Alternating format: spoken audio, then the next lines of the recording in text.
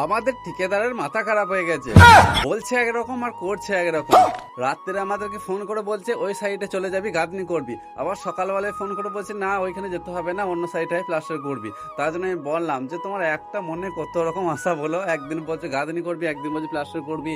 তাই একটা মানুষ কত দিকে যাবে? যে কোনো একদিকে করাও, একদিন এখানে একদিন ওইখানে, ভালো লাগে না কাজ করতে আমাদেরকে।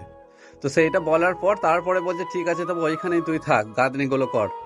যারা ইট খালি করে তারা ইটগুলো এমন রেখেছে যে ইট নিতে গেলে সব পড়ে গেল ইটগুলো, দেখো এরকম করে বিপদ হয়।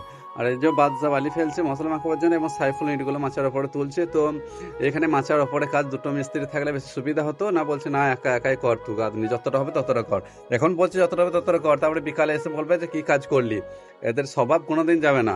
এবার একা কত কাজ করবো, দুদিকে মাথা বাঁধতে হবে। গাঁথনি কাজ একা খুবই অসুবিধা হয়। তোমরাই বলো কিভাবে কাজ হবে? এইভাবে কাজ হবে? কাজ এগোবেই না। আর এই বালি ফেলতে ফেলতে 9:30 বেজে গেল, কখন যে কাজে লাগবো কে জানে।